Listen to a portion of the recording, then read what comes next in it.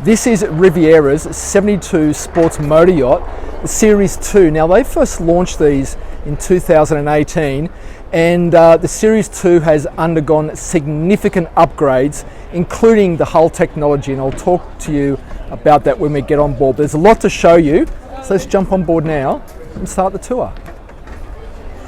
The Sports Motor Yacht platform has been extremely successful for Riviera, and there's a few good reasons for that. They really have built a boat that can serve a number of primary purposes, whether you want to go sports fishing, whether you want to go long range coastal cruising, whether you want just a large volume entertainer. The motor yacht range do an awesome job at that. And here's the evidence of what I'm talking about. This aft cockpit area, this sports cockpit, is really big. Of course, full beam of the boat, and you can see there that we've got a live bait well. So if you want to take this out sports fishing, this will perform very, very well, even against boats whose primary purpose is just sports fishing. Twin transom doors, so if you've got to bring a big catch in through those doors, you're obviously going to be able to do that. And then underneath the deck here are large cooling locker areas, so if you do secure a couple of big catches or you just need big cooling areas, you can do that there. You can see there where your fishing rods can go.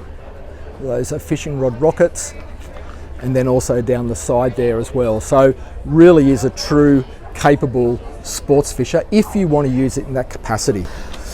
Underneath here you can see we've got all of the usual Riviera grilling and refrigeration, so this is also a fantastic summer kitchen area as well. Vast amounts of top loading refrigeration. Again, you've got capacity in there for a lot of your drink cooling requirements. So this sets up perfectly well for any type of application that you want to use it for. You're going to be very well served. In the aft cockpit, one of the changes that we've noticed with the Series 2 is that we're under full protection of the hardtop. Now that's a little bit different to the Series 1, where this was like an extending awning. So now we're fully protected under here. And the thing that I've noticed is the level of luxury, which was already very, very high, seems to be even more elevated. Two folding tables that leaf out to make a large dining section, or you can obviously have them in this configuration and keep this access forward into the salon. There's sections there that slide out. If you want to convert that into a sun lounging area, you can do that. And then forward, you can see here that we've got lots of cooling. Two big cooler drawers. So this is a perfect place to come and serve your friends and guests with all their favourite beverages. So how good's that? This takes us down into a utility / crew area. We're going to take a look at that towards the end of the tour. And then just here, very handily positioned, is an ice maker. I reckon this would be one of the hardest working appliances on the boat. Right next to the aft entertaining cockpit. How good. So we'll come into the main salon and have a look at the beautiful fit and finish on this aft facing galley. Of course, beautifully connected through the big gas struts opening up that window section. This seems to be an elevated addition, the level of tapware.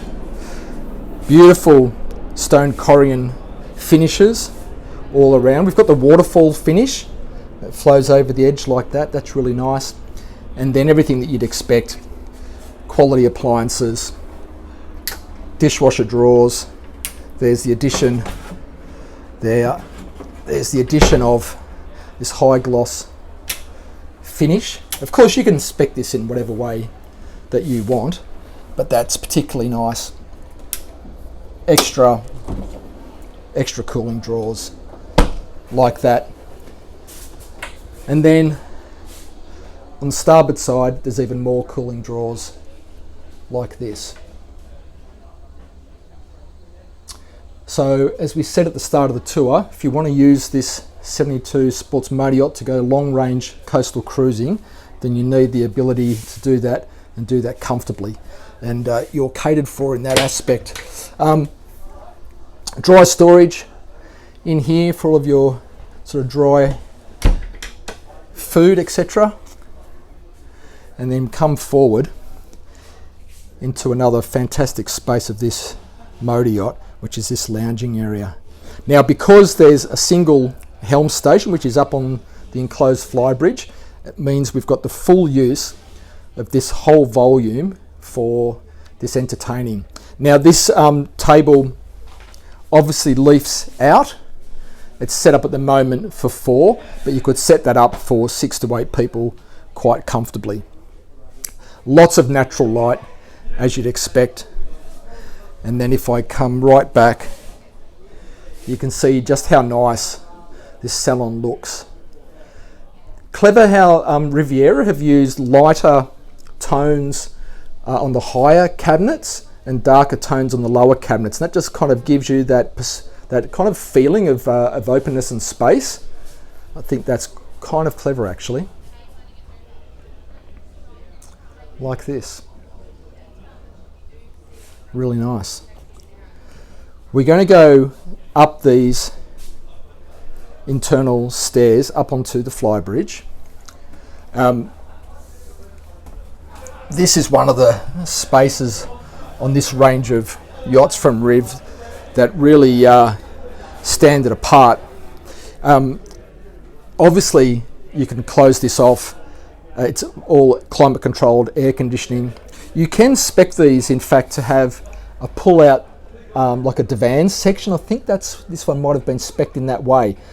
I think it has. So if you need to, you can even convert this into another double berth, close the doors off, be very comfortable if you needed. The helm is like this. So there's 2 helm chairs. The skipper is on the center line, and it's like, you know, what we've come to expect from Riviera. Beautifully laid out, attention to detail, ergonomic, not overly fussy, not overly cluttered, which is good to see.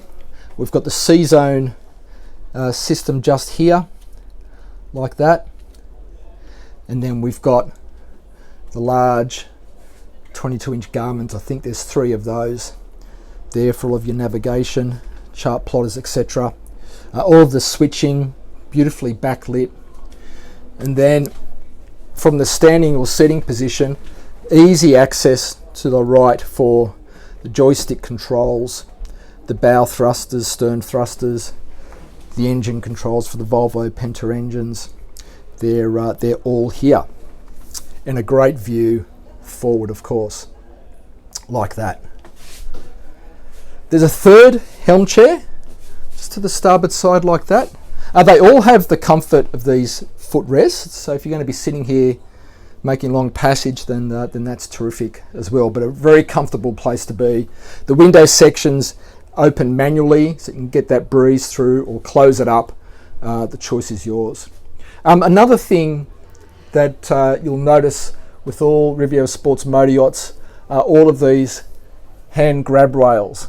So all throughout the boat. So if you're taking yourself offshore, then that is thoughtful and important. You can see them running down the center line of the boat as well.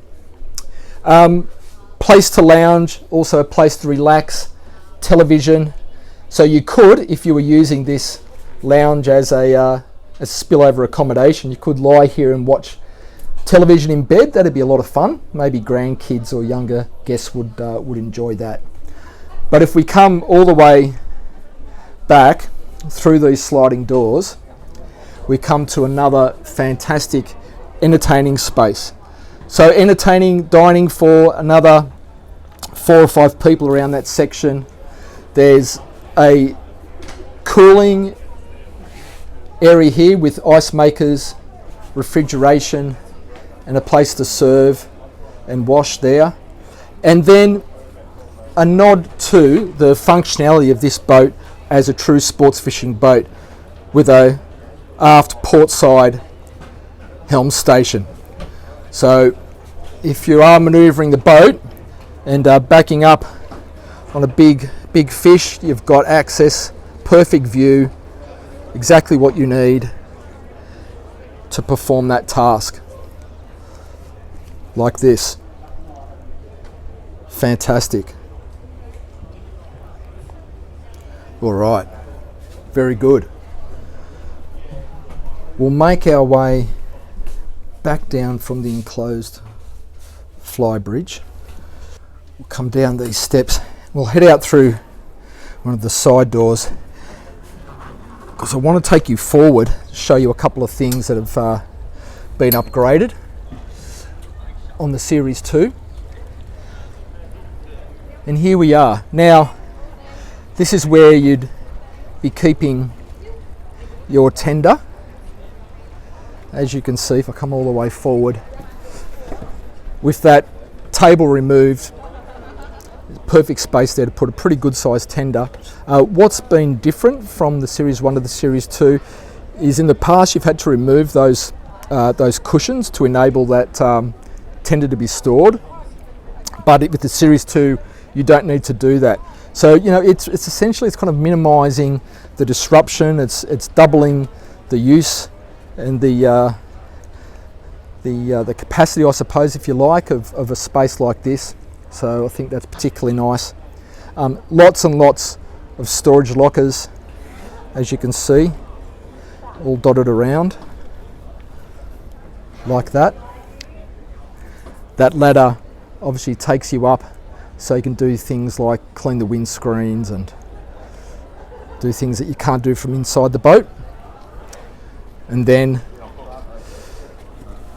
here we've got all of the ground tackle, anchor, windlass, all finished off in that beautiful chrome stainless steel ultra anchor, extending out past the bow of the boat, all of course controllable too from the helm. So that is particularly nice and uncluttered. There's lockers underneath here to access things like the remote for that, wash down, etc.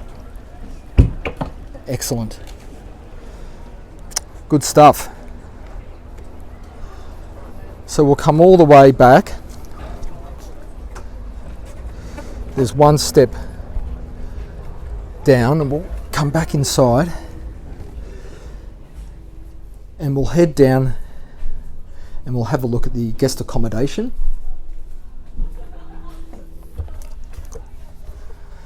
Now there's a number of different options that owners can take when they want to spec this boat. This one has a 4 cabin layout with a crew cabin. Now there's different options you can take. This is a VIP guest cabin in the bow of the boat, which has its own ensuite. As you can see, beautifully finished off. High gloss, I think that could be walnut or teak. Plenty of storage underneath the bed like that. And then ensuite head, like this.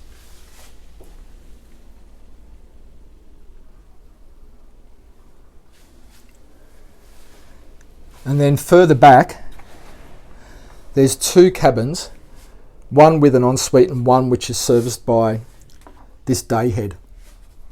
So it's pretty convenient. It's just to the bottom of the stairs from the main deck into this little companionway, but it looks like this. Separate shower,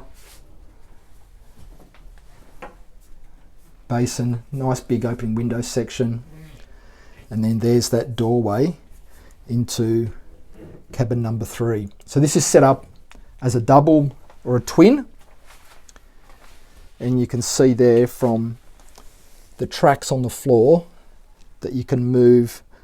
Typically you'd move this one across that way, so you've got this walkway into the cabin to create a double. Television just there, and storage space, and there's a hanging locker just in here as well. Really nice. So that's the second of the guest cabins. The third is here, and this is an over-under twin. Now this is where the configuration can start to vary. Owners can choose to have this as a separate lounging area, and so do away with one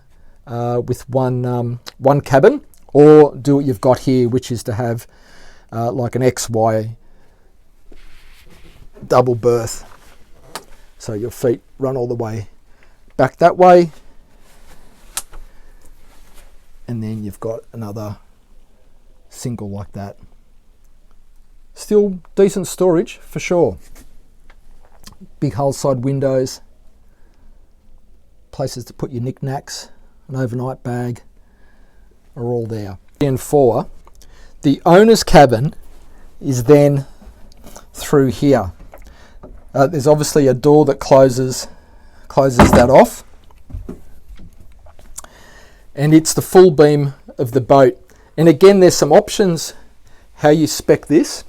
You can also have a configuration where the owner's ensuite moves, and you create an even like I suppose a wider area here, and that head moves this way.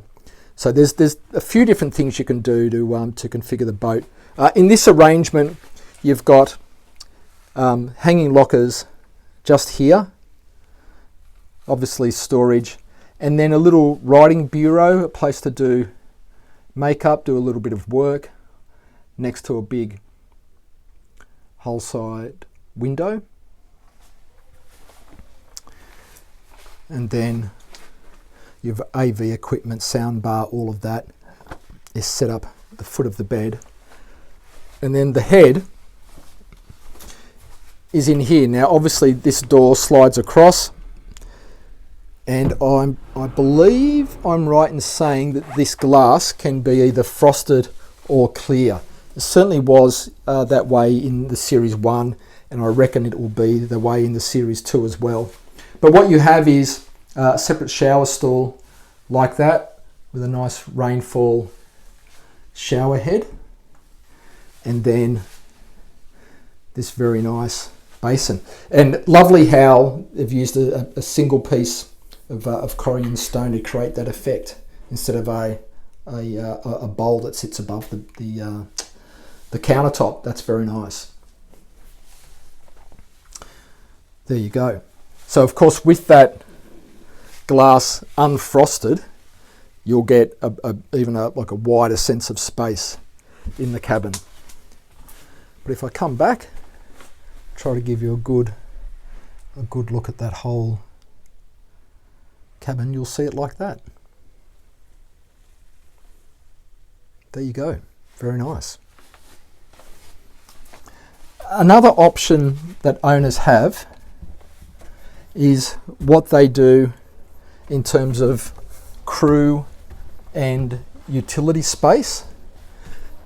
And that space has a separate access point off the aft cockpit, and it's just down here.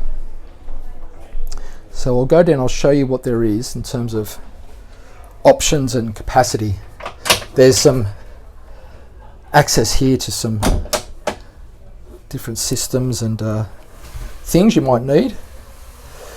At the bottom of these steps, this is where you'll find a few things. Behind here, we've got a washer and a dryer down the bottom. So there are laundry facilities either way you choose to set this up. But you can choose to have this completely racked out for, might be just like a work area. You might want to rack this out for more fishing, or maybe put scuba diving gear down here. Clearly, at the moment, this one has been arranged for a little crew cabin, like that. Quite decent locking, hanging lockers there. and storage underneath there and there. Now sometimes one of these are a cooling drawer. Maybe not on this occasion. I reckon you can have that fitted out with a cooling drawer underneath there. So you've got the single berth, and then adjacent to that we've got a wet room head like this. Still a very nice spec, very nice. So you can use this either as another day head if you want, or obviously it can be a captain's quarter. There you go. The very last place to show you is the engine room. So let's step on here and take a look. Come all the way in, step down. Lovely headroom. Again, in the lowest part here, I reckon that's a good 6.5 feet, so very workable. Now there's a few different options in terms of engines. The standard engines are a pair of V12 MAN that are 1800 horsepower. And I think that's what we're looking at here. Obviously they're shaft drive. And the boat carries quite a lot of fuel. So as I said at the start, if you want to buy this boat because you want to do long range coastal cruising, then Riviera's got you covered. About 2,700 US gallons, or for the folks watching in metric, that's over 10,000 litres of fuel. So where will that take you? In terms of top speed, if you want to race along at about 32 knots, you'll get about 450 plus nautical miles of range. But if you want to start dropping it right back, things start to change. So if you want to do like cruise at a lower rate but still on the plane, say 22 knots, you'll get above 550 nautical miles. But if you want to use this in displacement speeds, at 11 knots, you'll get over 1400 nautical miles.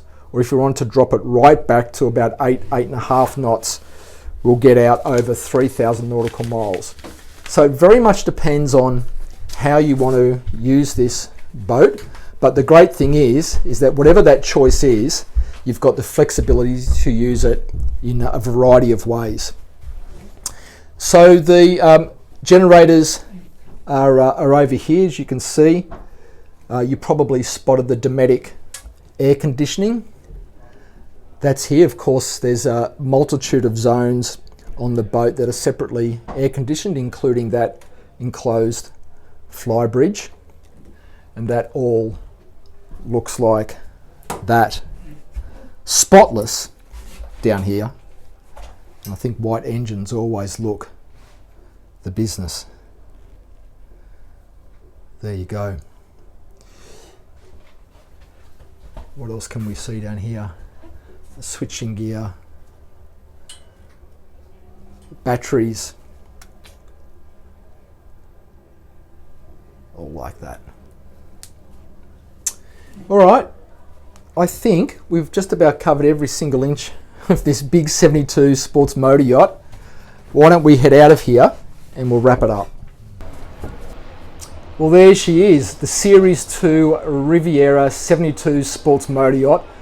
Full of improvements, upgrades, really is something special. If you want to learn more about this boat, including the new infused hull technology that make this boat stronger and lighter and therefore improving performance, then reach out to Riviera or jump on their website and have a look.